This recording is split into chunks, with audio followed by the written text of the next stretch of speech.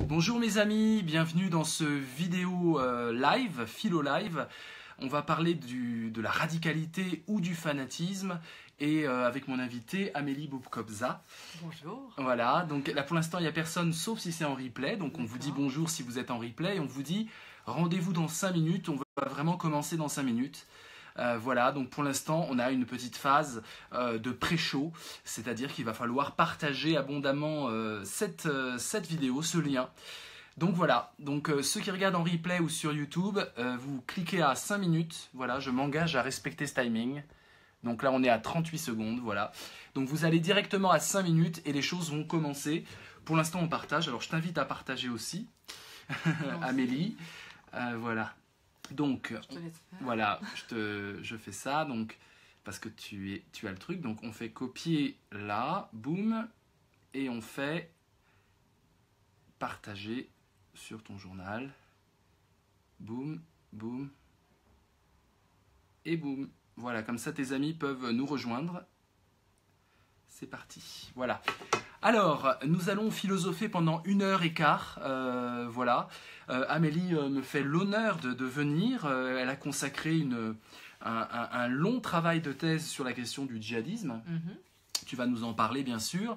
Je t'ai découverte à la télévision. Voilà, j'ai été très, très touché par ce que tu disais dans un témoignage. Tu vas nous parler de ce contexte-là, de cette émission. Et puis je t'ai contacté, et puis voilà, les choses se sont faites assez simplement.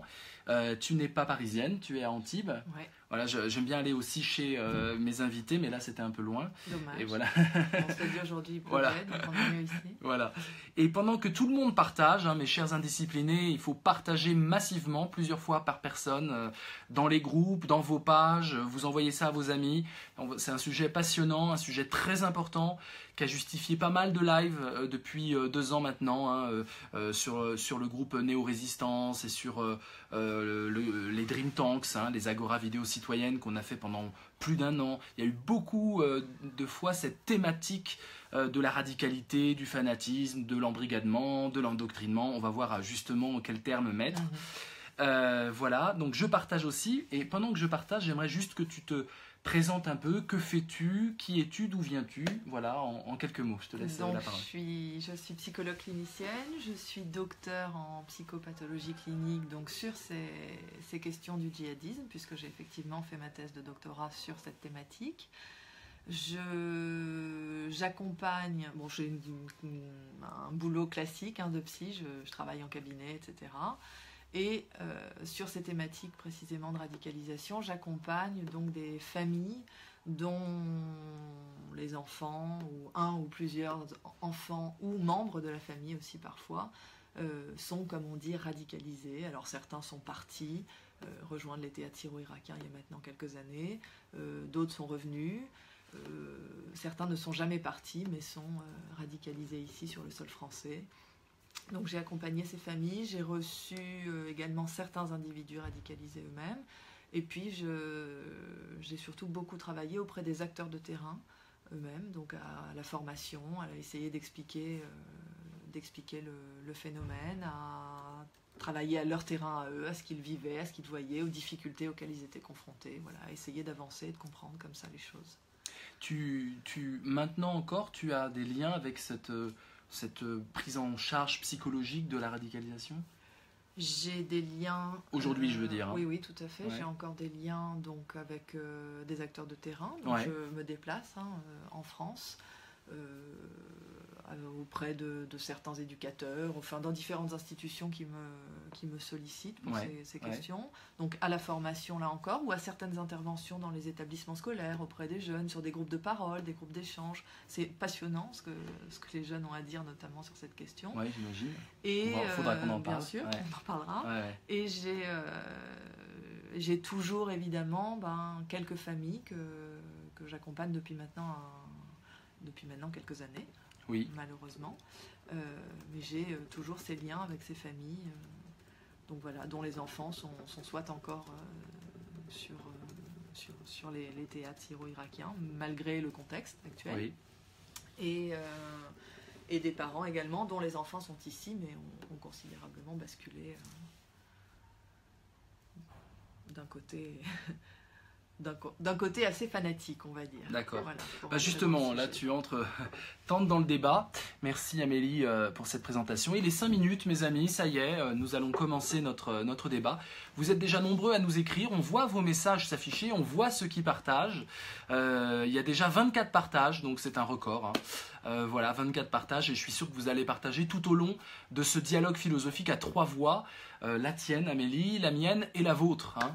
Voilà, donc n'hésitez pas, posez des questions, donnez du contenu, donnez votre vision des choses. On est dans une agora tolérante. Toutes les opinions peuvent être dites, voilà.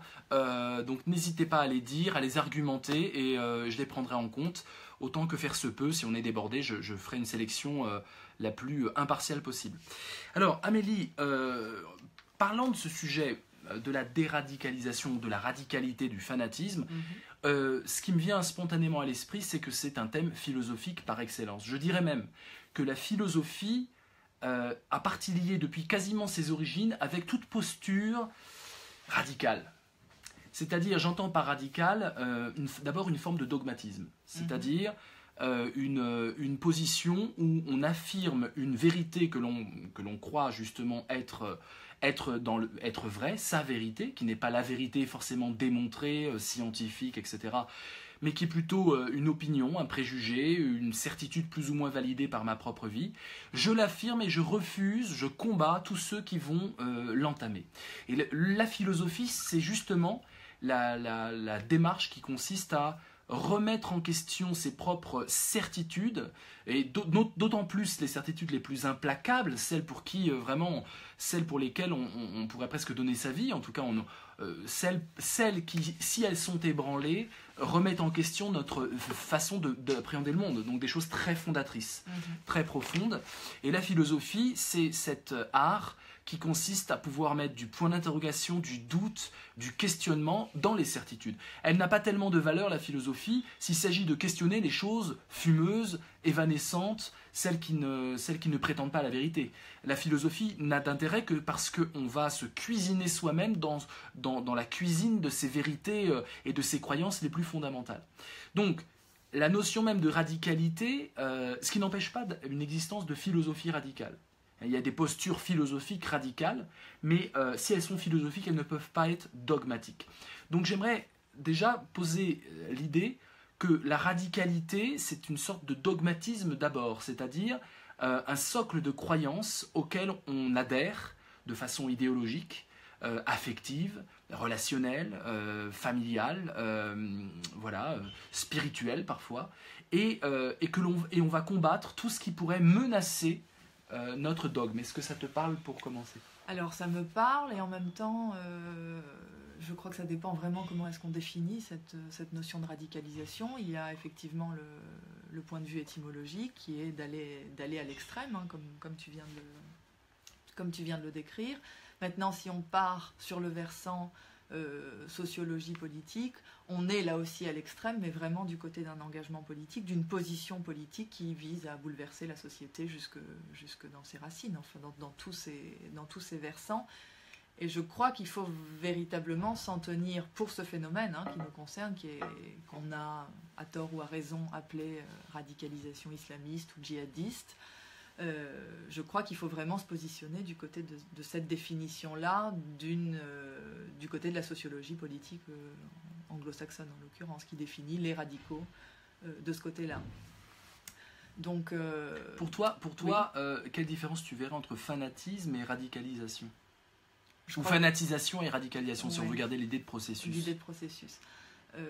Je crois qu'il y a une différence vraiment de degrés. Si tu veux, on va avoir des profils, on va avoir des individus qui sont dans des processus, y compris des processus que moi j'appelle de radicalisation religieuse, qui sont tout à fait légitimes, tu vois, où on n'a pas encore basculé dans quelque chose de politique en tant que tel, qui ne sont pas encore du fanatisme. Je crois qu'on a basculé du côté du fanatisme une fois qu'on est véritablement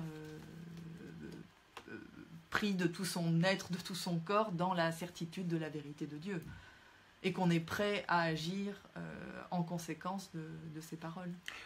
Oui, la certitude de la vérité de Dieu, quelqu'un de très religieux peut l'avoir sans être fanatique. Ouais, voilà, donc c'est la certitude de la vérité de Dieu et l'idée que il y a l'idée de combat, il y a l'idée de tuer, il y a l'idée de pouvoir s'autoriser de violence à l'encontre des mécréants, quel que soit d'ailleurs islam ou christianisme ou ce qu'on veut. Dès qu'il y a dès qu'il y a un extrémisme, mais que ça soit aussi politique d'extrême gauche, je dirais anarchisante, politique d'extrême droite, néo-nazie ou fascisante. Voilà, moi, quand on parle de radicalisation, de fanatisme, c'est pas que l'islamisation, c'est pas que l'islamisme. Ça peut être aussi, comme je l'ai dit, l'extrême gauche, l'extrême droite, les théocraties, etc. Donc, c'est pas simplement adhérer, croire en un Dieu. Moi, je pense que ça fait pas le fanatisme. Tout à fait. Hein, c'est vraiment l'idée qu'il faut tuer les autres. Ou tuer ou les contraindre. Il y a l'idée de prosélytisme et il y a l'idée de violence autorisée. Je crois qu'il y a l'idée de violence. Je crois que tu as prononcé le mot. Et c'est pas nécessairement tuer quelqu'un, mais je crois que c'est l'idée de violence avec un grand V. Ouais. Voilà, c'est pas juste les petites violences, c'est vraiment ce qui fait violence, donc ce qui vient atteindre l'humain dans l'homme, vraiment. Enfin, voilà, l'intégrité de l'être humain, je dirais. Donc là, on a basculé du côté de quelque chose de fanatique, à mon sens. Et qu'est-ce qui t'a amené sur ce terrain-là, toi ? Et ton nom, il vient d'où ? Excuse-moi, la question parisienne classique, mais c'est quoi ? C'est russe, c'est arabe, c'est quoi ? C'est tunisien. C'est tunisien ? Voilà, donc mon nom est d'origine tunisienne. J'ai une grand-mère syrienne. Ah, d'accord. Du côté de mon père, donc voilà, il y a des choses qui se travaillent de ce côté-là. Et je crois que ce qui m'a amené vraiment, j'étais évidemment toujours intéressée par les questions, tu comprendras, par les questions d'exil, par les questions de culture, par les questions d'identité. Et ma pratique, mon terrain m'a amené sur ces questions-là, vraiment. Voilà, c'est mon terrain. J'étais partie, le début de ma thèse, c'était sur l'exil, sur la culture, sur l'identité, sur ces 3 thématiques. Et puis, mes rencontres de terrain m'ont amené sur ce sujet qui est devenu l'actualité la plus importante et qui est devenu le cœur de ma pratique, sans même que je m'y attende vraiment, en fait. Super. Alors, on est en très bonne compagnie. On va philosopher sur fanatisation, radicalisation et évidemment déradicalisation. Vous savez qu'il y a 3 temps. Le temps de présentation est terminé. On entre dans le débat, dans le dialogue avec vous. Donc, je vais lire vos commentaires. Et puis, en fin de Philo Live, on va avoir une série de questions et on répondra en une phrase chacun. Donc préparez vos questions un peu punchy, ça sera à la fin de ce Philo Live. Voilà, donc je vais lire quelques commentaires, entrons un peu dans la partie. Que pensez-vous, demande Fatima, des travaux de Dounia Bouzard sur le radicalisme ? Alors je suis pas forcément d'accord avec ce que dit Dounia Bouzard. Alors non. Il faut que tu résumes un peu pour ceux qui ne connaissent pas. Oui, alors Dounia Bouzard, elle a essentiellement, en tout cas au début, mis le curseur sur un certain profil. Elle s'est beaucoup centrée sur le profil des petites jeunes filles converties, manipulées sur Internet, essentiellement. Je résume vraiment grossièrement. Mais elle s'est beaucoup centrée là-dessus et à mon avis, donc ça n'est pas un profil qui n'existe pas, c'est un profil qui existe, mais de là à en faire la totalité du phénomène, c'était compliqué. Et ça a été dommageable beaucoup pour les acteurs de terrain, ça c'est ce que j'ai pu voir en formation par la suite et quand j'ai travaillé sur le terrain avec eux, parce que du coup ils se sont centrés sur ce profil-là au détriment d'autres individus plus problématiques et plus avancés dans les processus justement. C'est-à-dire que sa vision du radicalisme était une vision un peu d'embrigadement sectaire, c'est une secte et on est embrigadé comme dans une secte, et il y a plus de complexité dans les processus de radicalisation et on n'a pas pu les voir vraiment, les prendre en compte vraiment parce qu'on avait ce logiciel. Exactement, ça a mis le viseur, si vous voulez, sur le fait qu'on se radicalisait sur Internet en regardant des vidéos parce que c'est le profil qu'elle a ciblé. Or, c'est pas du tout la réalité. La réalité, c'est qu'il y a des choses qui se passent sur le terrain. Oui. C'est que les gens... Comme quoi, par exemple ? Il y a des filières, simplement. Internet ne suffit pas. Alors, si on regarde la carte de la radicalisation des spots, on voit des spots en France, très clair. Or, si c'était Internet le problème, on ne voit pas pourquoi la France ne serait pas touchée dans son ensemble. Oui, c'est vrai. Jusqu'à preuve du contraire, il y a Internet partout. C'est pas bête. Donc évidemment, ça ne se passe pas de cette façon-là sur le terrain, si tu veux. Il y a vraiment des spots, il y a des filières. On a vu des bandes entières d'individus partir, par exemple. J'ai pas vu un individu seul sur le terrain qui n'était pas aidé, aiguillé par d'autres. C'est important ce que tu dis parce que ça va à l'encontre de ce qu'on mange tous les jours en question de débat sur la radicalisation, à savoir que Internet c'est quasiment le monopole de l'embrigadement radical. D'ailleurs, quand j'ai fait notre annonce, j'avais mis en sous-titre donc fanatisme ou radicalité ou radicalisation, j'avais mis en sous-titre l'embrigadement 2.0. Et tu m'as dit, mais non, c'est quoi ce délire? Pas du tout, ça marche pas. Je dis, mais ah bon, c'est pas l'embrigadement 2.0? Non, non, c'est complexité des processus. C'est ce qu'on a choisi comme terme. Alors justement, en parlant... Juste, oui, vas-y, bien sûr. Par rapport à cet embrigadement 2.0, moi, ça m'a toujours fait rire, en fait, si tu veux. Ça m'a toujours fait sourire d'entendre dire, oui, c'est à force de regarder des vidéos sur Internet. Mais... Enfin, je veux dire, comment tu te radicalises en regardant 2, 3, 10, 100 vidéos sur Internet? Moi, j'ai essayé, ça n'a pas marché. Mais on va dire que tu as des anticorps culturels. Alors ça, c'est intéressant ce que tu dis. Donc, tu as des anticorps culturels. Donc, c'est ça. Donc, il y a la possibilité d'avoir des anticorps culturels à ça. C'est-à-dire que pour adhérer à ce type de vidéo et pour basculer en regardant ces vidéos-là, il faut quand même avoir des choses en soi qui fait qu'on adhère à ces choses-là. Sinon, ça ne peut pas fonctionner. Alors, justement, je continue vraiment ton fil. Posez vos questions, je vais les prendre après. Le Canada, avec le CPRMV, le Centre de prévention de la radicalisation, qui mène à la violence. Eux, ils précisent. C'est là, parce que moi, je suis un peu contre cette appellation de radicalisation parce que j'aime le rock, voilà. J'aime le rap. Et on parle de radicalité, on parle de posture radicale. J'aime l'art et on peut être radical dans l'art. Et quand je parlais de radicalité philosophique, on peut être, Agamben est dans une radicalité philosophique, Tycoon, et d'autres peuvent avoir des postures philosophiques radicales. Donc, cette notion de radicalisation, c'est un peu une façon de diaboliser la posture radicale, qui est en général pas tellement petite bourgeoise et consensuelle. Et donc du coup on dit terrorisme, radicalisation, et du coup tout ce qui est radical, dans un fantasme langagier, presque par corrésonance, nous renvoie à l'idée qu'on peut tuer, égorger, massacrer, etc.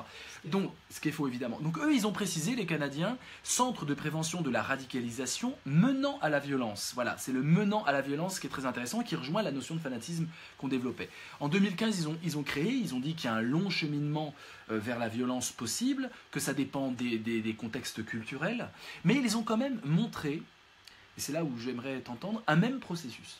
Et le processus, c'est ce processus suivant.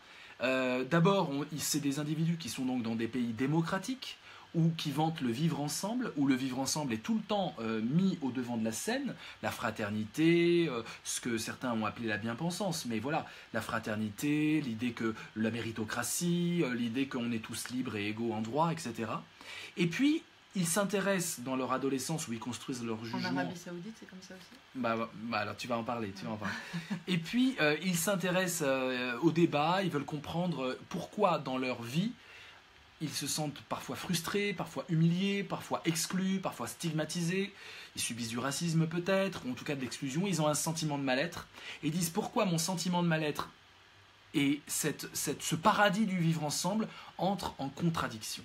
Et donc ils vont s'informer. Et là, ce que dit le Centre donc, de prévention de la radicalisation menant à la violence canadien, ils disent il y a deux possibilités. Soit ils vont se demander un supplément d'information auprès de gens modérés, qui vont leur dire fais de la politique, milite, fais partie d'associations, etc.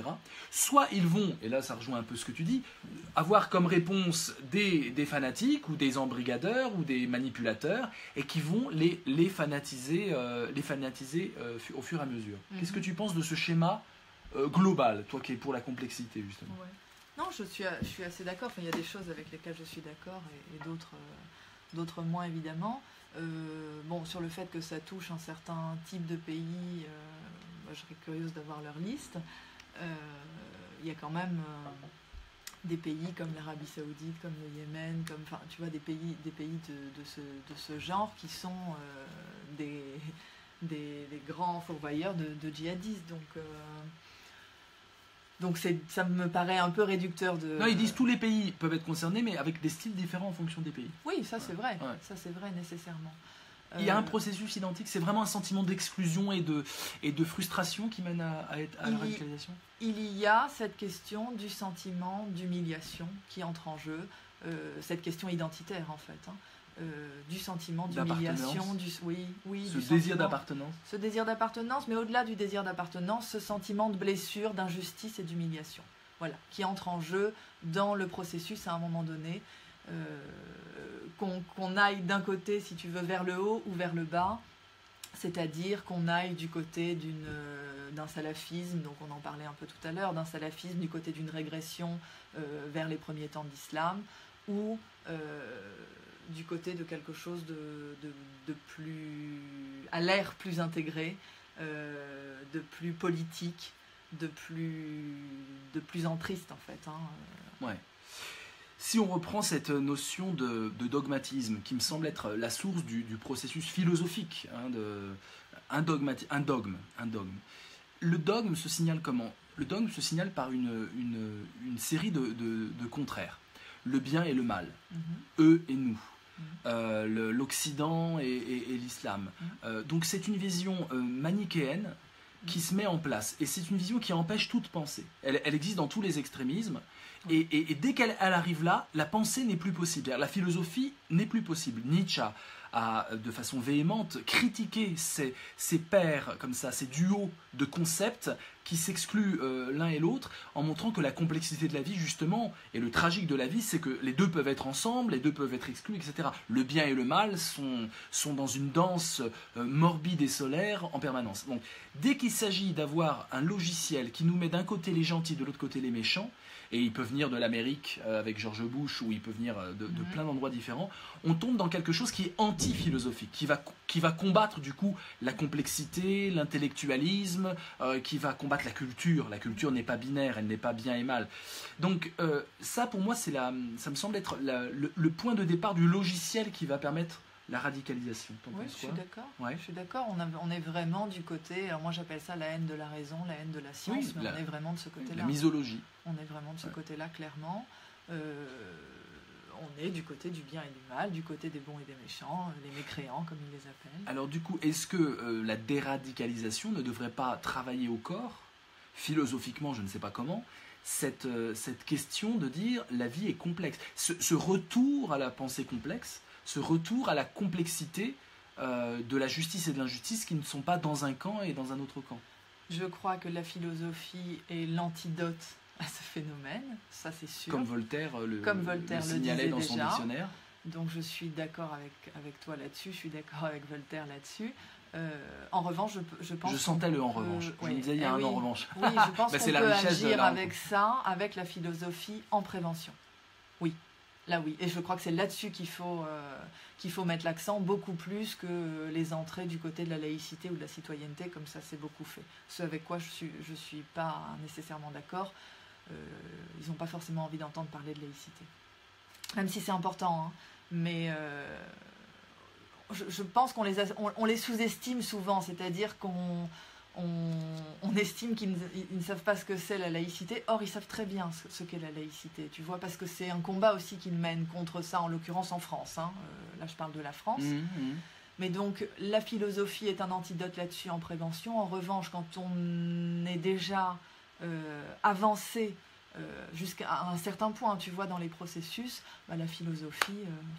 tu vois, tu as ton esprit critique et tu as raison, ils en ont strictement rien à faire. C'est-à-dire qu'ils sont là avec leur concept de bien, de mal, de bon, de mauvais. De toute façon, tu es du côté des mauvais. Et tu penses Esther Benbassa dit justement que la déradicalisation, j'ai vu ta petite moue, tu fais en parler, était un fiasco. C'est-à-dire qu'on n'arrive pas, on ne peut pas déradicaliser. C'est Voltaire. Voltaire disait dans son dictionnaire philosophique à l'entrée fanatisme, il disait, bon, il y a la philosophie en prévention, mais une fois que c'est là, une fois que le poison est dans la tête, une fois que l'autre est persuadé d'atteindre le paradis en égorgeant son voisin, eh bien il faut fuir. Il disait il faut fuir et revenir. Bon, on ne peut pas fuir. Là ça vient chez nous. On ne peut pas fuir. Donc, est-ce que tu penses que c'est un fiasco, comme dit Esther Benbassa? Oui, je suis assez d'accord avec ce qu'elle dit. Je suis assez d'accord. C'est pessimiste, donc. Oui, c'est très pessimiste. Je suis assez d'accord avec ce qu'elle dit. Ça n'a pas fonctionné. Ça ne fonctionne pas. Ça ne peut pas fonctionner parce que, tu viens de le dire, je veux dire, quand l'individu est gangréné vraiment par ça... Et une solution à la Orange Mécanique, on le met devant des films qui lui montrent la complexité de la vie en lui écarquillant les paupières pour l'obliger à regarder pendant 2 mois. Enfin, je veux dire, en fait, c'est le trauma. Est-ce que le trauma peut pas changer? C'est horrible ce que je dis, c'est pas du tout ce que je pense. Enfin, c'est une question de Candide, je précise. Mais est-ce que... C'est intéressant ce que tu dis. Est-ce que c'est pas par le trauma, quelle que soit la nature du trauma, que l'on peut faire vaciller une identité pour lui faire reprendre raison? Je pense à un film récent qui s'appelle Black Panther, vous l'avez peut-être vu, un film de Marvel, où on voit donc des héros noirs de peau, donc c'était une première à l'époque et ça fait beaucoup pour la fierté de la communauté noire américaine. Mais surtout dans le film, on a affaire à un bon roi sage qui va être défié par un fanatique qui veut prendre le pouvoir pour pouvoir se servir des armes du pays imaginaire, le Wakanda, un pays en Afrique hyper moderne, et qui va tuer tous ceux qui oppriment les Noirs dans le monde entier. Donc c'est une posture de radicalisation et de fanatisme. Et il l'incarne, il a fait l'Afghanistan, il est tatoué de tous les morts qu'il a fait, il est très impressionnant à l'image. Je suis sûr que si on a un peu la rage et qu'on a 19 ans, on est plutôt de son côté que du bon roi sage qui nous emmerde un peu, tu vois. Et à un moment, donc, il va mourir parce que dans le duel... Je spoil, attention, spoil. N'écoutez pas si vous voulez voir Black Panther, excusez-moi. Désolé. Je vous laisse couper, voilà, je spoil. Donc, il prend un coup, il va mourir. Et là, tout d'un coup, parce que c'est un traumatisme énorme, parce qu'il est face à la mort, parce qu'il se rend compte que son combat est vain. Bon, c'est américain, mais c'est quand même assez... Et tout d'un coup, il se rend compte que les choses étaient plus complexes que ça. Bon, c'est schématique, mais ça montre un peu que si on n'a pas une sorte de secousse, un choc, un traumatisme qui nous remet en question nos appartenances, nos certitudes, etc., comment faire? Je suis d'accord avec ce que tu dis. Alors, je ne sais pas si de les mettre pendant 2 mois face à des vidéos, ça pourrait fonctionner. Ça, je n'ai pas essayé. Il faudrait essayer. Il faudrait tenter l'aventure. Wow. En revanche, ce que j'ai vu, ça oui, sur le terrain, c'est des événements traumatiques, comme tu dis, dans la vie personnelle de l'individu. Donc, non pas amené par quelqu'un de l'extérieur, mais quelque chose qui s'est passé dans leur vie, qui a ouvert une brèche, justement, sur ces questions d'identité, qui a ouvert une brèche qui fait qu'on a pu, par la suite, venir s'insérer à cet endroit-là, dans cette brèche précisément, avec un peu plus de raison, et les amener à réfléchir à autre chose et à ouvrir autre chose. Mais en aucun cas... venir nous avec notre rationalité et notre science et nos concepts, etc., leur rentrer dedans. Là, j'ai vu au contraire des durcissements. C'est un effet contre-productif. Ouais. Surtout que la drogue du fanatique, c'est qu'il a de l'estime de lui-même, il a de la fierté d'appartenir à une cause. Ah oui. La drogue du fanatique, c'est que il y a quand même une drogue là-dedans, un truc hyper jouissif, c'est que tout d'un coup notre vie a un sens, on a un sentiment d'appartenance. Et donc ce que je dis sur le trauma, c'est les analyses de Toby Nathan et de Georges Devreux sur l'idée que pourquoi l'adolescence est traumatophile, par exemple, pourquoi elle va chercher le traumatisme volontairement, parce que ça forge l'identité. Et dans les rites initiatiques, dans l'anthropologie nous montre ça, il est toujours question d'un traumatisme. On prend une drogue très forte, on est entouré de gens qui sont centrés sur nous, il y a de la musique, il y a de la transe, il y a de l'état modifié de conscience, et c'est par le traumatisme qu'il va accéder à son identité d'adulte en 1 journée ou en 3 jours. Donc, alors voilà, mais évidemment c'est compliqué, parce que le monde psychiatrique a une longue histoire de trauma, plutôt pas sympa, les électrochocs et compagnie, donc il ne s'agit pas de ça, mais il s'agit quand même de réfléchir à ça. Qu'est-ce qui permettrait, tu vois, à l'identité non, mais il faudrait effectivement peut-être des programmes très très serrés, très rapprochés, où les individus sont enfermés, mais enfin, il faudrait mettre en place des choses folles, hein. Effectivement, des vidéos, j'en sais rien, projeter quelque chose, peut-être des expériences. Ou des expériences, mais il faudrait faire du 1 pour 1, tu vois. On pourrait pas se permettre du groupe comme il a été tenté. Pontourny, voilà. Pontourny, c'est aller taper en Pontourny sur internet, ça n'a pas duré longtemps, hein, je veux dire. C'est pas possible. Le concept Pontourny n'est pas possible dès le départ, si tu veux. Tu peux nous dire en 2 mots. Alors Pontourny, donc un centre qui était voué à la déradicalisation. Un des premiers en France. Le premier centre. En Indre-et-Loire. Exactement. Et qui ferme en 2016 fermé. Oui, alors qui a d'abord qui d'abord avait pour ambition, je crois, 120 résidents. Ensuite, ça a été diminué Il n'y en a à jamais eu 60. plus de 9. Hein. Voilà. Ouais. Et ensuite, ça a été diminué à 30. Volontaires. Ouais. Donc, il fallait des volontaires. Donc, je n'ai encore jamais eu personne qui est venu me voir en me disant bonjour, s'il vous plaît, déradicalisez-moi. Ouais. C'est pas mal. Comme titre de livre, c'est pas mal. Oui. Déradicalisez-moi. Ouais. Donc le principe de départ était assez utopique. On s'est retrouvé finalement à demander dans les différents départements au préfet de voir quelles personnes pouvaient être susceptibles d'entrer dans ce dispositif, sachant qu'il fallait qu'il soit pas trop violent, pas trop avancé, parce que sinon ça risquait de mettre en péril le groupe, etc. Bon, ça a été un fiasco total. Oui, et puis il y en a un qui s'est évadé pour aller rejoindre la Syrie. L'autre qui a menacé de faire un attentat. Il y en a 2 qui se sont mis en couple, qui voulaient se marier. Enfin, ça a été un vrai... Alors qu'il y avait 20 adultes pour 7 personnes. C'est ça. Donc ça a été un fiasco là-dessus. Donc on ne peut pas envisager ça. Et ce que j'ai vécu moi sur le terrain, donc sur ces prises en charge d'individus radicalisés, c'est que il faut des prises en charge, mais totales, presque du 24 heures sur 24, dans la mesure où dès que tu les lâches, ils vont retrouver ce qu'eux appellent leurs savants. Bon, moi je te dirais juste des plus sachants qu'eux sur la question, mais ils vont retrouver ces gens-là qui viennent leur donner de nouveaux arguments, et là où on instaure parfois, là où on arrive parfois à juste à émettre un tout petit doute en eux, il y a quelqu'un derrière qui vient remettre un contre-argument à ça, et donc ils reviennent renforcer, si tu veux. Donc au contraire, il y a quelque chose qui grandit et qui se renforce. Donc c'est en ça qu'Esther Benbassa aussi disait que c'était un fiasco. Ouais. On va prendre quelques remarques. Souhaiter le mal, c'est sombrer dans la facilité, dit Christophe. Voilà, n'hésitez pas à poser vos questions, oui. Oui, par rapport à ça, souhaiter le mal. Le problème, c'est qu'on ne peut pas juste se positionner comme ça. J'entends évidemment ce qui est dit, hein. C'est se positionner dans la facilité, etc.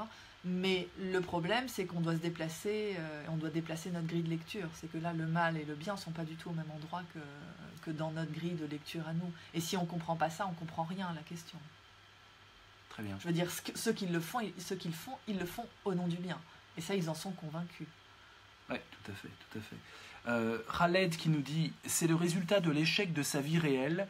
Il se réfugie dans l'au-delà. Pour la déradicalisation, c'est un travail de fatwa et de pensée du devoir des oulémas, car il suffit d'un livre, d'une vidéo YouTube qui peut instrumentaliser la foi. » Donc il reste dans cette idée de l'impact de la vidéo.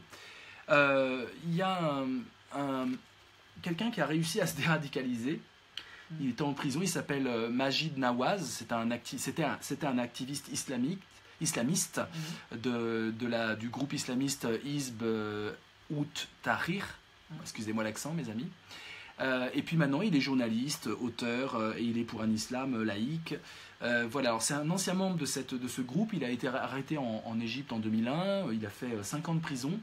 Et il était, alors ça c'est intéressant, ce qui a permis sa déradicalisation, il a écrit un très beau livre en 2012, My Journey Out of Islamist Extremism, et en 2015, Islam and the Future of Tolerance. Donc ce qui est très intéressant chez lui, d'abord il théorise ça, il théorise comment on peut se déradicaliser, Majid Nawaz, et il montre une chose importante, c'est que en prison, il lisait des livres concernant le sujet des droits de l'homme, de la justice. Les livres l'ont aidé, mais encore une fois, il était astreint à lire des livres. Hein. Mais les livres l'ont aidé, et puis c'était aussi un dialogue constant avec Amnesty International, donc une grande cause aussi, hein, une cause qui va remplacer une autre cause. Et c'était un prisonnier de conscience, ils appellent ça, Amnesty l'avait adopté comme prisonnier de conscience. Et alors, il montre plusieurs choses importantes philosophiquement sur les processus de radicalisation. D'abord, il montre qu'on est passé aujourd'hui d'une ère à une autre. On était dans l'ère de l'État-nation mondialisé, où l'identité correspondait à l'appartenance à un pays, à une nation. Voilà, l'identité était définie à une loyauté à un pays. Et aujourd'hui, dit Nawaz, on est dans l'âge, dit-il, du comportement. Un comportement qui est façonné par des idées, par ce qu'il appelle des narratifs, par des symboles qui sont des loyautés transnationales. Et c'est assez intéressant de voir que aujourd'hui, et c'est proche pour les jeunes qui veulent partir en Syrie, d'abord on est exclu chez nous, ensuite on est fier d'être exclu et on s'enferme là-dedans, et ensuite on va vivre ailleurs. Et donc qu'est-ce que tu penses de cette idée qu'aujourd'hui on est dans une ère justement qui permet ça, parce qu'il note aussi que la nature des extrémismes de tous les mouvements sociaux aujourd'hui sont extrêmement forts. C'est-à-dire qu'aujourd'hui, tous les mouvements sociaux transnationaux ont partie liée avec l'extrémisme et la violence. Je sais pas trop. Non, là, par rapport à ce que tu dis, je sais pas trop. Moi, ce que j'ai l'impression quand même sur le terrain, c'est qu'en 2001, là, c'est ça, hein, 2001 dans son cas, effectivement, cette génération-là a réussi à sortir de quelque chose. Bon, il y a aussi l'âge, il y a aussi tout un tas de choses qui entrent en jeu. Mais effectivement, par cette question des livres, il y a d'autres exemples. Hein. Il y a David Valla, il y a d'autres personnes qui sont sorties de ce radicalisme, entre guillemets. Aujourd'hui, par exemple, dans les prisons, mais pas que dans les prisons, les ouvrages islamistes ont infesté... Ah oui.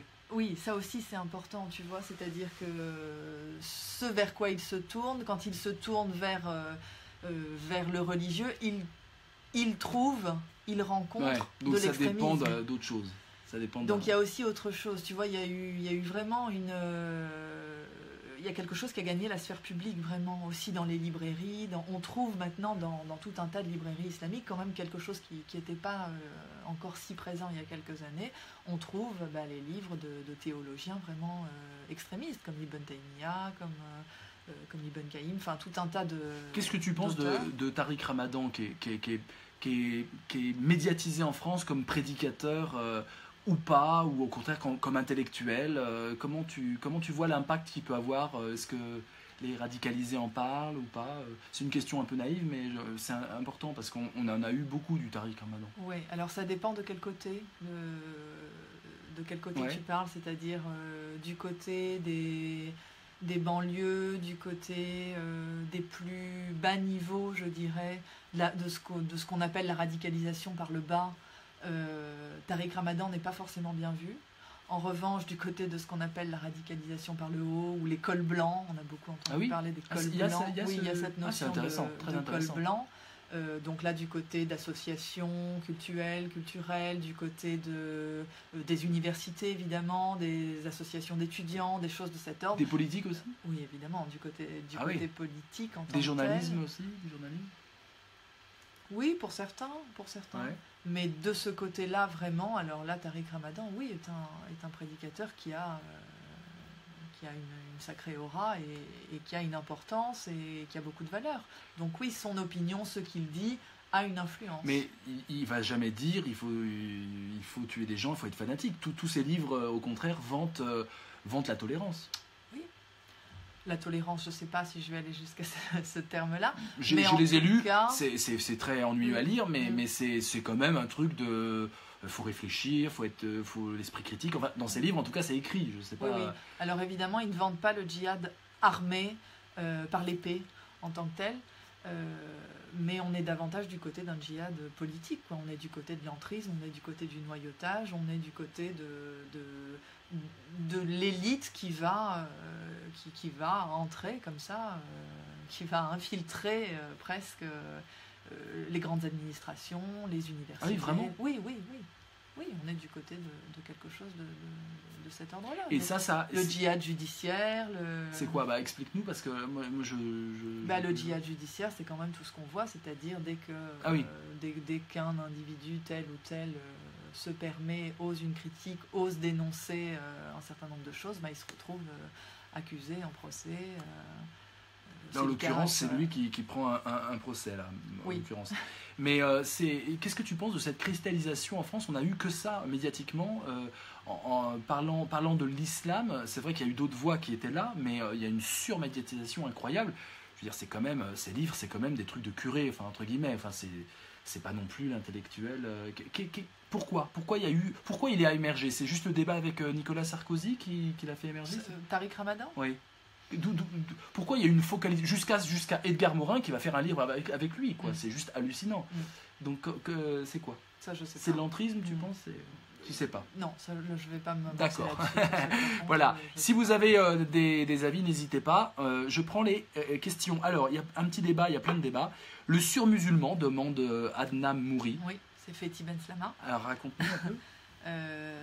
Donc le surmusulman, c'est la figure qu'a posée Fethi Ben Slama dans un de ses bouquins qui s'appelle Le surmusulman, qui donc lui dit que ce phénomène c'est vouloir devenir plus musulman que musulman. Ah oui, en fait. oui. Hein, voilà, c'est le Superman des musulmans. Ouais. C'est vraiment du côté du super-héros, du côté du grandiose.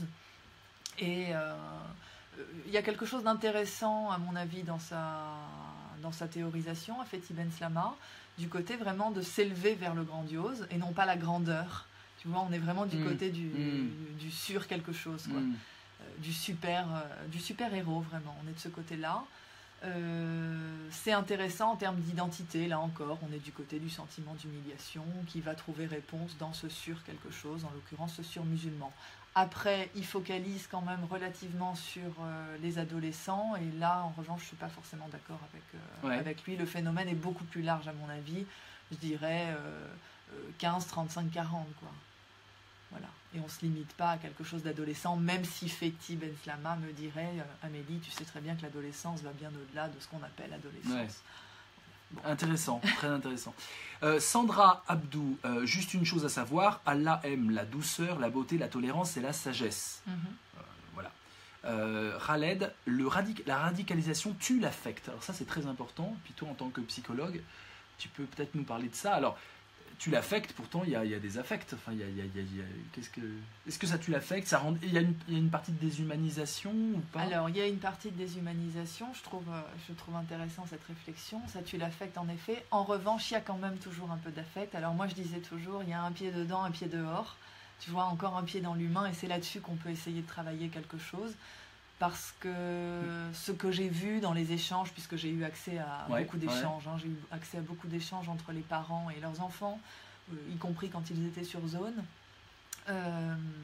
j'ai vu des enfants, quel que soit leur âge, qui aiment leurs parents, qui aiment en l'occurrence leur mère, parce que j'ai eu beaucoup accès à ça, un amour très très fort, et très souvent ils disaient même qu'ils faisaient ça pour leur mère, donc pour sauver leur mère, puisque ça permet de sauver un certain nombre de personnes. Je t'interromps une seconde. Oui. Donc Cyril qui dit la chance qu'ont les radicaux, c'est que nous sommes humains, l'humanité, eux, ils l'ont perdu, c'est faux.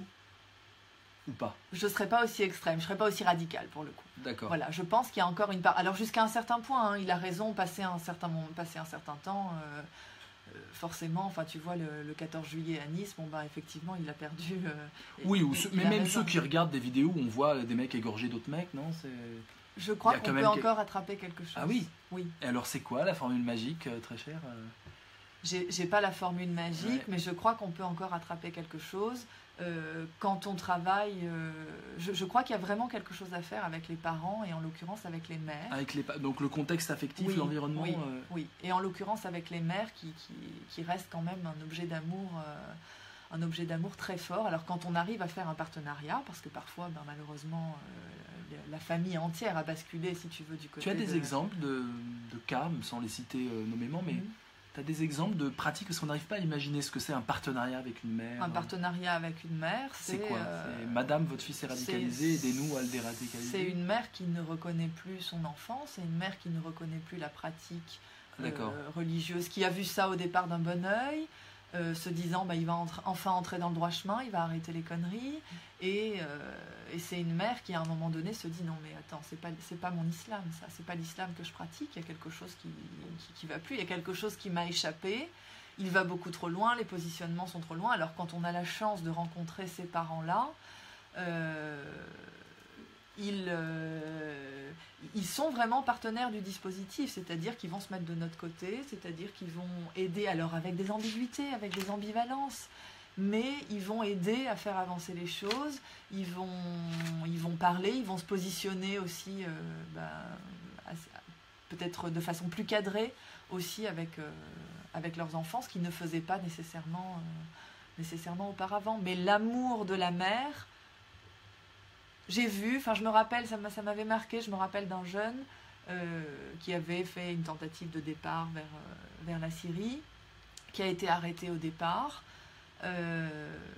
la seule chose qui l'intéressait dans ses questionnements à mon égard, quand on a eu un échange, c'était, quand j'ai parlé de sa mère, il m'a demandé si elle était triste.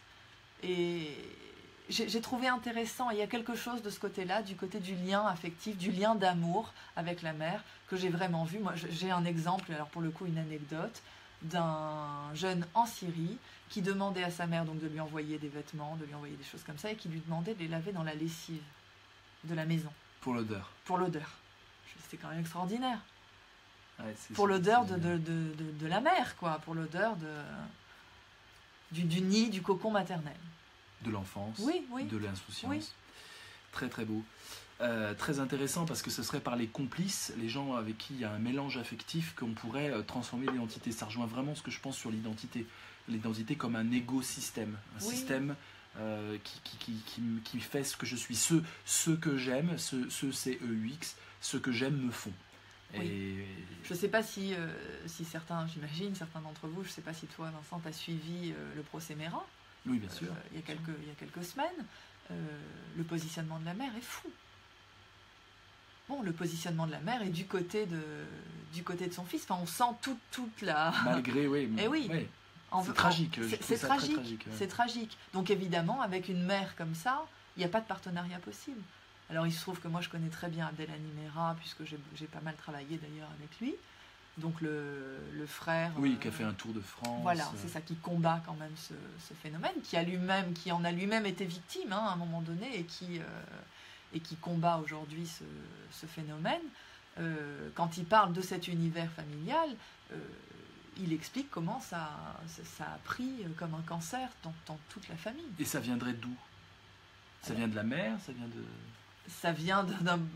Parlons pas de Mera, parlons en général. En général, ça vient d'où? Ça vient d'un membre, là en l'occurrence c'est le frère, c'est Abdelkader qui amène ça quand même, qui ramène ça d'Égypte en l'occurrence, mais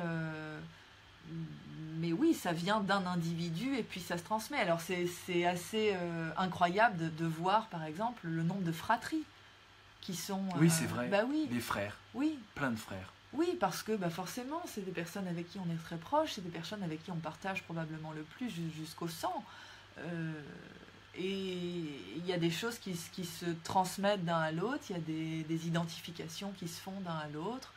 Bon, ils s'appellent tous frères, mais alors encore plus quand on est frère de sang, il y a quelque chose d'encore plus fort. Passionnant, Amélie, passionnant, vraiment passionnant. Merci pour vos remarques, là, elle commence à gagner en technicité, c'est bien. J'ai laissé un peu les premières parce que c'était très affectif. C'est un sujet assez affectif parce qu'on a été un peu bouleversé. Là, il y a un raisonnement qui se construit. Je vais t'en faire part et je t'en lis plusieurs et puis tu peux répondre après. Nos sociétés... Alors, Sandra qui dit on nous monte les uns contre les autres dans notre société. Radicalisation et la crise sexuelle, demande Annan. Notamment dans les sociétés entrouvertes, le cas algérien. Il y aurait frustration sexuelle, j'imagine, ou crise sexuelle et radicalisation. Donc, note et puis après on parle. Cyril, Amélie, j'espère que tu es une fée et que tu as une baguette magique. Malheureusement, non. Hugues, quel lien faites-vous entre le radicalisme ou fanatisme et les violences commises contre les femmes? J'ai l'impression que les deux phénomènes sont souvent liés. Khaled, est-ce que c'est un travail de déculpabilisation? Je ne sais plus trop à quoi il faisait référence, mais voilà, il y a la notion de culpabilité. Tout à fait, ce ne sont pas des musulmans, dit Sandra, ceux qui font ça. Tu vois, Sandra, en fait, on n'est pas du tout dans ce débat-là. Enfin, on entend ce que tu dis, mais on traite vraiment du fanatisme et de la radicalisation, quel qu'il soit. Là, il se trouve que les exemples et ton travail de thèse, c'est sur le djihadisme. Mais je pense que tout ce phénomène-là pourrait marcher pour le nazisme ou pour d'autres, le néonazisme ou d'autres extrémismes. Mamar, on ne doit pas... Alors, on doit savoir que toutes les associations dites musulmanes sont des associations islamistes qui militent pour l'application des lois islamiques. À défaut de les dissoudre, on doit les surveiller et cesser de faire de cette élite islamiste comme étant des représentants des musulmans. Les autorités françaises leur a beaucoup fait de cadeaux, appliquer d'une façon stricte les lois laïques de la République, où chaque personne qui vit en France doit y s'y conformer. C'est Mamart. Alors, Sandra qui dit pour la plupart ils boivent et ils se droguent, tu vas nous dire. Marline, visionner des scènes de massacre ne veut pas spécialement dire manquer d'humanité. Avoir une posture de témoin devant ce qui se passe plutôt que de pratiquer la politique de l'autruche. Sandra, l'absence du père, demande Linda. Est-ce qu'il y a une absence du père? Dans certains cas. On va voir. L'absence d'éducation, demande Sandra. Un sujet affectif et de raison, dit Merline. Christophe, mettre sa religion toujours en avant. Le prosélytisme quotidien en tout acte de la vie courante est une perte absolue de liberté de penser, d'agir et de vivre au mieux pour soi et pour les autres. L'exploitation sectaire d'une famille humaine, sociale, affective, psychologique. Toutes les religions possèdent leurs extrémismes et usent et manipulent de leurs soldats qui ont perdu âme et humanité. Jennifer, je suis ce que j'aime. Oui, Vincent, je suis d'accord. Sandra, voilà. Qu'est-ce que ça t'évoque tout ça comme réponse? Par rapport à la frustration, à la crise sexuelle, donc bon, je ne connais pas spécifiquement, je ne suis pas une spécialiste du cas algérien, donc je vais pas m'engager là-dessus. En revanche, oui, il est clair qu'il y a cette question de frustration. Alors, je ne sais pas si on appelle ça la crise sexuelle, mais il y a cette question de frustration sexuelle qu'ils vont gagner au paradis, donc en l'occurrence en mourant en martyr. Donc ça, c'est très clair, c'est très présent. Enfin, cette importance du paradis, elle est systématique dans toutes les discussions. Un paradis assez pornographique, puisqu'on retrouve même de la pornographie dans les ordinateurs des certains. Un paradis de jouissance totale, ouais. De jouissance absolue. Donc ici-bas, c'est sale, c'est pas bien, mais voilà.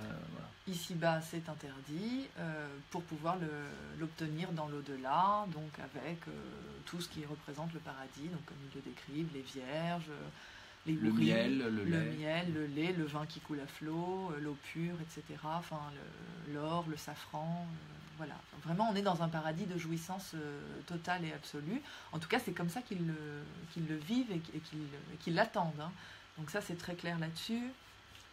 Par rapport à l'absence du père, sur un certain profil, oui, il y a cette question d'absence du père, mais pas sur tous. Ouais. Donc ça représente aussi un petit pourcentage des profils, je ne saurais pas dire le pourcentage là.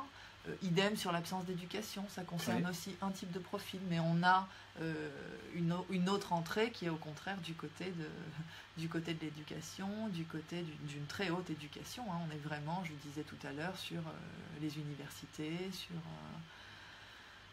sur le côté davantage politique. Hakim qui dit cette frustration sexuelle en Algérie, c'est le classique haine du corps des religieux.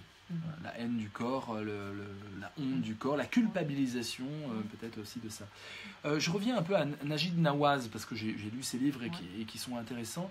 Il dit qu'en fait, pour contrer la radicalisation, il faut comprendre qu'il y a 4 ingrédients. Et il faut proposer à chacun de ces éléments un élément plausible, un élément qui pourrait vraiment être une monnaie d'échange. D'abord, il y a l'idée, la cause. Par exemple, la création d'un califat mondial. Donc la grande cause. Donc il faut remplacer cette grande cause par une autre. Ensuite, il y a ce qu'il appelle les narratifs, c'est-à-dire des techniques de propagande qui sont utilisées pour vendre les idées. Par exemple, un des narratifs, c'est l'Occident en guerre contre l'islam, qui permet de jouer ce rôle-là. Ensuite, il y a les symboles. Alors les symboles, c'est tout. C'est l'iconographie, la façon de s'habiller, les logos, les codes vestimentaires, les manifestations, l'iconographie générale qui va forger ce sentiment d'appartenance à une communauté. Et puis il y a ensuite, 4e ingrédient pour Nawaz, c'est les chefs. C'est des personnalités qui sont des symboles de la cause et qui donnent le sens du mouvement. Voilà, donc c'est intéressant de voir que c'est assez bien fait comme raison. Oui, je suis assez d'accord avec ces 4 T'en éléments, ce raisonnement-là. Non, là comme ça, je suis assez d'accord. La difficulté, c'est que, tu vois, on n'a plus de grandes utopies aujourd'hui, il n'y a plus de grands mouvements comme il pouvait y avoir. Effectivement, cette quête de sens, elle est plus compliquée et là, on est dans un univers de sens total, vraiment, à tous les endroits de la vie. Du côté de la propagande qui est utilisée, elle a un grand effet. Je veux dire, elle alimente toutes les théories complotistes actuelles. Alors, oui, clairement, on va en parler du complotisme. Et qui touchent, tu vois, enfin, je veux dire, on a vu dernièrement l'étude de la Fondation Jean Jaurès, là, Rudi Reichstadt et la Fondation Jean Jaurès, sur justement le complotisme, les résultats sont assez effrayants, notamment sur la jeunesse. Donc on a quand même un... C'est-à-dire, tu peux... Oui, vas-y.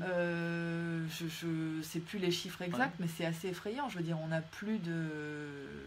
largement plus de 40% de la jeunesse qui est complotiste, tu vois. Ah oui.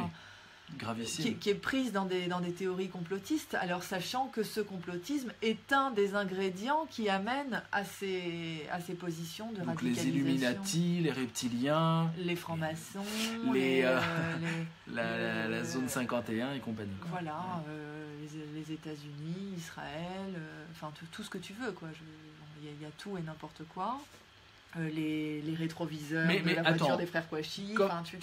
Comme le dit Squeezie, qui est un YouTuber que j'adore, lui ce qu'il dit c'est que je parle à sa place, moi je regarde ça, ça m'éclate, peu importe si on y croit ou pas, c'est rigolo, c'est bien foutu. Donc il analyse un peu en tant que vidéaste et cinéaste le truc, et je pense qu'il y a pas mal de jeunes qui consomment ce genre de truc d'Illuminati parce que ça donne le frisson du film d'horreur sans y adhérer à fond, quoi. Mais toi tu penses que c'est une question de degré, quoi. C'est une question de degré et... donc attention Squeezie, si tu nous écoutes, fais gaffe à toi. Quoi. Non, ouais. Et puis surtout, ils croient quand même un certain nombre de discours qu'on leur sert tout près. Je veux dire, je parlais là il y a 2 secondes des rétroviseurs de la voiture des frères Kouachi, cette question des cartes d'identité qui est laissée, tu vois. Enfin, on leur sert quand même, et puis des figures médiatiques, c'est ça aussi qui est important. Ouais. Il y a des vecteurs de ces discours, donc il y a des figures médiatiques, il y a des figures qui ont de l'influence, qui servent un certain nombre de discours, qui adhèrent à un certain nombre de discours, et qui font que les jeunes y vont. Tu penses à quoi, les Kassovitz, oui, par exemple. Qu'est-ce qu'il y a eu? On a eu Bigard. Bigard. Oui, il y a Dieudonné, il y a Sora. Oui. C'est des gens qui ont de l'impact, tu vois. Bien sûr. Qui ont de l'impact sur la jeunesse. Voilà, c'est d'autres figures aussi. C'est dans le foot. C'est des figures importantes quand même en tout cas pour une partie de la jeunesse qui nécessairement vectorise ces idées-là. Et le complotisme est un des vecteurs. Il y en a d'autres, des vecteurs, mais le complotisme est important. C'est là-dessus que tu m'as entendu dans le documentaire. Très beau documentaire. Tu peux nous dire comment il s'appelle, le documentaire? Le documentaire s'appelle « Le complotisme, les alibis de la terreur ». Voilà. Donc c'est Georges Benayoun et Rudi Reichstadt. Un documentaire très intéressant qui explique, qui parle en tout cas du vecteur complotiste justement dans les théories de radicalisation, dans le phénomène de radicalisation islamiste. Le complotisme est important, mais il y a le communautarisme qui est extrêmement important comme vecteur, il y a l'identitarisme qui est très important, évidemment le victimisme, alors on en a beaucoup parlé, ce sentiment d'injustice, ce sentiment d'humiliation, qui est très très très très fort, très présent, et l'antisémitisme qui est également un vecteur très influent sur ces questions. Alors le problème, si tu veux, c'est pas d'être complotiste ou d'être communautariste ou d'être victimiste, le problème c'est quand on a ces ingrédients-là qui sont réunis. Bien sûr. Donc là ça commence à être problématique. Linda qui dit le conflit israélo-palestinien aussi un vecteur. Il est instrumentalisé comme prétexte aussi, comme alibi. Oui, c'est un vecteur, en tout cas ça a fait adhérer plus d'un individu à ses positions. Ouais. Sandra qui nous dit les femmes, les filles, tout ça, les filles c'est quand même un quart des 11 500 personnes dites radicalisées en France quand même, et y compris des très jeunes filles. Oui, il y a comment on devient... Alors, le truc classique qu'on a en tête sans être spécialisé comme toi, c'est l'humanitaire, c'est peut-être l'appel aussi sexuel, ou le mariage, ou je sais pas quoi, un truc romantique, érotico-romantique, et puis le côté humanitaire. Est-ce que c'est vraiment ça? Bon, l'humanitaire, c'était au début du phénomène, tu vois, à un moment donné, après quelques mois, quand même, on peut plus raconter qu'on adhère à ça. C'est quoi les filles? Comment parce qu'il ne s'agit pas de prendre des armes, c'est quoi les filles, il y a plusieurs profils, mais je schématise en 2 grands profils. Les plus jeunes qui vont adhérer du côté de l'amour, en fait. C'est le prince charmant, entre guillemets. Oui, le chevalier, un côté chevaleresque dans le fantasme. Un romantisme djihadiste, quoi. Oui, je crois que c'est Farhad Khosrow-Khavar qui parle des 4 S. Sécuritaire, sincère, sérieux et stable. Voilà, donc l'homme idéal. D'accord. Dont on est tout en quête. Et donc elle le trouverait de ce côté-là. Et Toni Morrison dit à 40 ans on comprend qu'il ne faut pas trop le chercher, que c'est nous-mêmes, quoi. Oui. Bon. C'est bien. Alors, donc ouais, c'est quelque chose. Donc ça, c'est du côté des plus jeunes, tu vois, elles vont chercher quelque chose de ce côté-là. Et puis, tu as les plus avancées qui, elles, sont pour le coup clairement idéologisées et engagées véritablement, parfois plus que leurs conjoints. Alors, ce sont souvent des femmes mariées avec des enfants, ou pas, hein, mais tu sens que là, on a affaire à des femmes qui sont motrices dans le couple et qui même vont... Ouais, on a vu avec Koulibaly. Tout à fait. Alors moi, là, j'ai des situations de femmes de départ, par exemple, de couple avec enfants, où c'est vraiment la femme qui a œuvré au départ. Oui, clairement. Et c'est quoi, le alors, positionnement. c'est quoi Elles sont extrêmement engagées.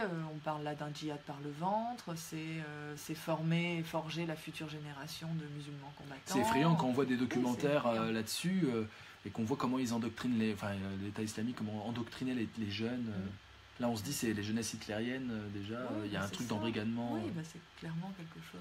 Qu'est-ce que tu penses de la polémique Olivier Roy, Gilles Kepel, on en parlait avant le live, Olivier Roy qui pense qu'on a affaire à une islamisation de la radicalité, et Gilles Kepel, une radicalisation de l'islam. Alors moi, je pense que je réconcilie tout le monde et je pense qu'ils ont tous les deux raison, alors à différentes mesures, différents degrés. Olivier Roy a raison sur un certain type de profil, mais qui n'est pas le profil majoritaire non plus, où effectivement on a des individus déjà radicaux et, si tu veux, cette radicalité se colore en vert à un moment donné, donc c'est ce qu'il appelle l'islamisation de la radicalité. Pour d'autres individus, et là je rejoins Gilles Kepel aussi, on est davantage sur un mouvement de fond qui est quand même celui d'une radicalisation de l'islam qu'on a vu, un islam qu'on a vu se durcir. On voit les pays musulmans eux-mêmes qui sont touchés par ça. On voit des basculements quand même opérer, des progressions, des radicalisations clairement, au sens étymologique du terme cette fois, qui ont un impact sur nos sociétés parce que ça contribue à la diffusion des ouvrages, comme je te disais tout à l'heure. Ça contribue aussi à la diffusion de discours sur les chaînes satellitaires, des choses qui sont de plus en plus présentes et de plus en plus présentes de façon ouverte dans les univers familiaux, en fait, dans l'environnement. Dans l'environnement. Je vais te lire du Ben Laden. Voilà, donc c'est dans ce livre-là de Yann Bourouma et Avishai Margalit, qui est un philosophe que j'aime beaucoup, L'Occidentalisme, une brève histoire de la guerre contre l'Occident. Voilà, édition Climat. Et il raconte ça. Donc déclaration de Ben Laden. L'armée des croisés fut réduite en poussière lorsque nous fîmes exploser les tours, car les jeunes gens courageux de l'islam ne craignent pas la mort. S'ils sont menacés, ils s'écrient « La mort est ma victoire ». Les jeunes combattants ne ressemblaient pas aux soldats américains, expliqua-t-il, car pour les Américains, le problème est de réussir à convaincre les troupes d'aller au combat, tandis que le nôtre est de les réfréner jusqu'au moment de se battre. La mort, ajouta-t-il, est la vérité et la destinée ultime. De toute façon, la vie a une fin. Si je ne me bats pas contre vous, c'est que ma mère doit être folle. Et à propos des jeunes chevaliers, entre guillemets, au cœur de la bataille, ils ne se soucient pas de mourir et ils viennent à bout de la folie de l'adversaire par la propre folie de leur courage. Il commente, les philosophes que j'ai cités, un tel langage est aux antipodes des propos habituels de l'islam. L'utilisation du terme folie par Ben Laden s'apparente plutôt à l'usage répété du mot fanatiche par les nazis. Le sacrifice humain n'est pas une tradition islamique. La guerre sainte était systématiquement justifiée par la défense de la nation de l'islam et les fidèles qui mouraient au combat étaient certains d'accéder au paradis, mais cela n'entraînait pas pour autant une glorification de la mort en tant que telle, en particulier dans la tradition sunnite. À l'inverse du martyr chrétien qui endure la souffrance et la mort pour sa foi, le martyr islamique, shahid, est plus actif, semblable en cela au kamikaze. Au kamikaze. Je crois vraiment que le mot, il y a une philosophie du kamikaze à faire, mais ces mobiles doivent être purs à ce kamikaze-là. Nulle gloire n'est à espérer de celui qui meurt pour des raisons personnelles ou gratuites, sans que l'ennemi en soit affecté. Quant à l'idée que des terroristes indépendants puissent entrer au paradis en tant que martyrs pour avoir massacré des civils désarmés, c'est une invention moderne, qui aurait horrifié les musulmans djihadistes, qu'il s'agisse des chiites ou des sunnites, et qui horrifie de nombreux musulmans aujourd'hui encore. L'islam n'est pas une religion de mort. Je pense que c'est assez intéressant ce parallèle, c'est très fort, parce qu'on entre dans une logique de kamikazisation, je ne sais pas comment le dire. Il y a une sacralisation de la mort qui est faite. Qui est récente, oui, qui est artificielle et qui est pour servir la politique. Tout à fait. Ouais. On est vraiment au service de la politique, ça c'est très important. Très important. Ouais. Écoutez, c'était passionnant, on a encore 10 minutes, un quart d'heure ensemble, et c'est maintenant que vous allez poser plein de questions et on va répondre en une, c'est ce que j'appelle le ping-pong. Donc voilà, on va faire un petit ping-pong, on répond de façon... Je sens que tu cogites à plein de choses que tu aurais envie de dire encore. Tu as fait une thèse, tu as bossé combien de temps sur ta thèse? Vraiment. Ouais. Enfin, j'ai défriché le terrain pendant 2 ans et demi, je crois, puis j'ai écrit en 4 mois. En 4 mois. Ouais, sinon c'était pas possible. Waouh. Ouais, tu baignais là-dedans, ça te... sinon c'est pas possible. T'es plus d'accord avec ce que t'écris si t'écris. Si t'écris sur 3 ans, c'est trop compliqué. Ça s'appelait comment la thèse exactement? Jouissance djihadiste, genèse d'une haine intellectuelle. Jouissance djihadiste. Ouais. Donc t'associes ça vraiment à... Oui, il y a quelque chose de l'ordre de l'euphorie, de la jouissance. Oui, clairement. Très intéressant. On prend plein de questions. Allez-y mes amis, on termine par ce petit va-et-vient. Donc posez toutes vos questions et on y répond de façon tonique. Alors, l'islam radical est d'être radical dans le fait de ne pas tuer, dit Pierre-Louis. Oui. Ouais. Alors, Sandra Abdou, les musulmans sont les premières victimes des attentats, ça c'est dit souvent. Alors ouais. C'est une phrase. Non, mais c'est une phrase qui s'est répétée souvent. Qui est répétée très souvent. C'est le moment de lui faire un sort. Oui, les musulmans quand ils sont victimes des attentats, ils le sont. Alors ça dépend du sens dans lequel Sandra le dit, mais ils le sont en tant que mécréants. Enfin, j'ai beaucoup entendu par rapport à Nice, par exemple, il y avait 30 musulmans parmi les 86 victimes, ce qui est vrai. Sauf qu'ils ont été tués en tant que mécréants, c'est-à-dire en tant qu'individus présents ce jour-là, fête nationale, feu d'artifice sur la promenade des Anglais. En gros, ils n'avaient rien à faire là selon les djihadistes, selon l'idéologie djihadiste. Très bien. Hakim qui dit « Le succès des fanatiques, c'est que leurs discours ne sont pas suffisamment déconstruits ». Ça, c'est important parce que un de mes maîtres, Fatih Triki, philosophe tunisien, explique qu'il y a un terrorisme herméneutique, c'est sa formule, et je trouve qu'elle est très forte. L'herméneutique, c'est l'analyse des textes, c'est l'interprétation, c'est l'art de l'interprétation, et il y a un terrorisme herméneutique avant le terrorisme politique. Donc c'est vrai qu'on ne déconstruit pas tellement... C'est vrai. On pourrait avoir, je sais pas, des émissions là-dessus, à la télé par exemple, c'est quand même... Il y a eu peu de choses à la télé, si ce n'est une déploration et un climat anxiogène relayé, mais on aurait pu avoir des émissions de décryptage, Non, il n'y a pas eu, il y a plus eu quelque chose de presque voyeuriste, j'ai trouvé. Je trouve aussi, ouais. Plus que de déconstruction et de décryptage. Ouais. Le problème, c'est qu'ils n'y comprennent rien, les journalistes. Ah, pourquoi? Qu'est-ce que tu aurais envie de dire aux journalistes, là? Vas-y, raconte. Non, mais ils sont très peu nombreux, en fait, ceux qui ont vraiment bûché le sujet et qui sont allés faire des documentaires ou des choses sur ces questions. Ils sont peu nombreux. Il y a eu beaucoup de novices, en fait, vraiment, sur cette question. Et je trouve que c'est une question trop compliquée pour ne pas y avoir travaillé avant en tant que journaliste, en fait. Il devrait avoir des formations aujourd'hui, peut-être, sur cette question. Super. Adnan qui nous demande le refus du féminin et la radicalisation pour l'interrogation. Est-ce qu'il y a un refus du féminin dans ça? Dans la radicalisation, je ne comprends pas très bien la question. Est-ce que se radicaliser, c'est refus du féminin? Peut-être qu'ils pensent le féminin en soi, la partie féminine.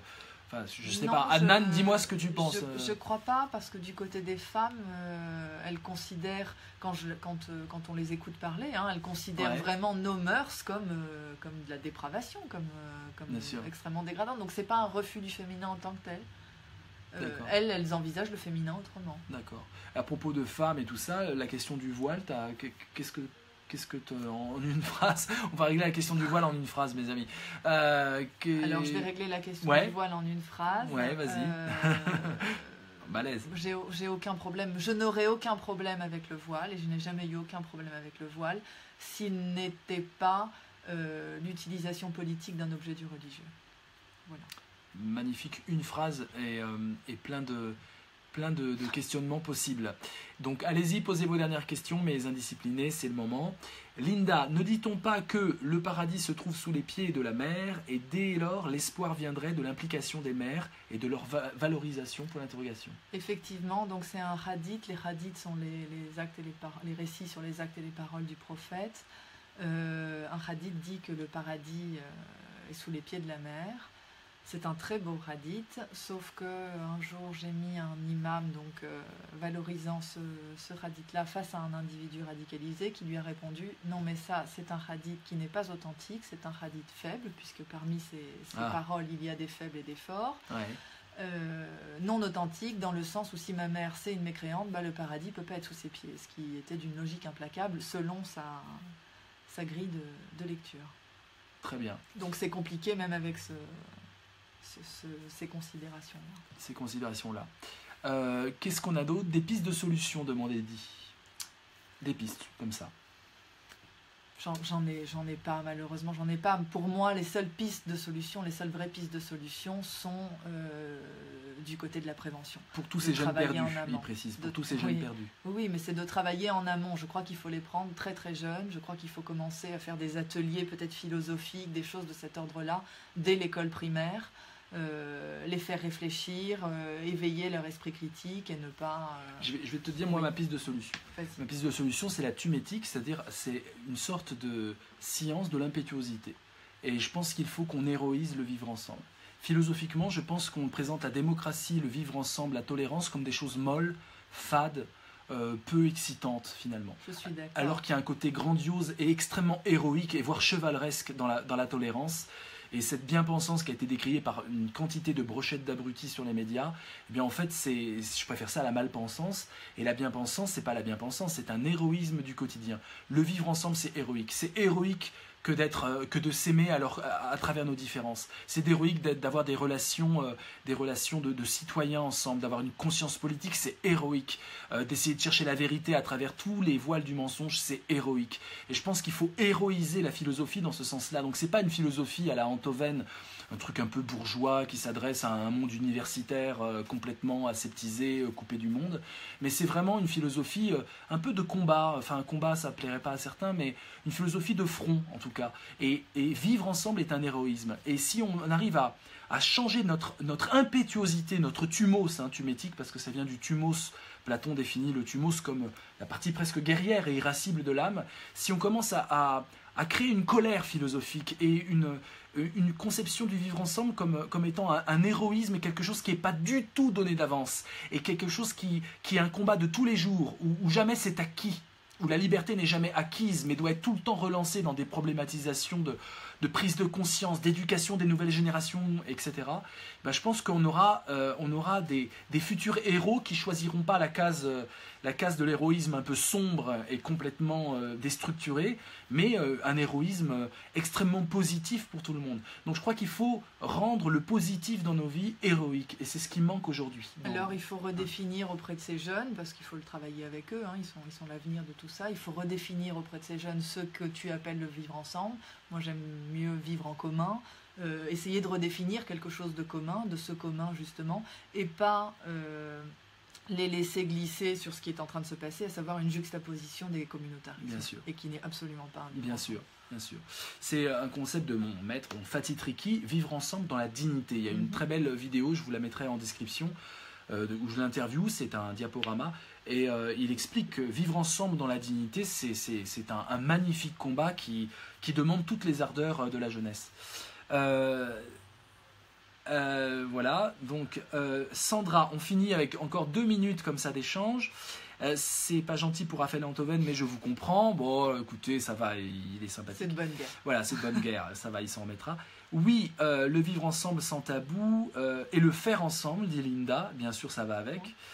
Faire ensemble, c'est tellement important. Je veux dire, ces jeunes-là, s'ils étaient en connexion dans le faire avec des adultes qui leur diraient j'ai besoin de toi.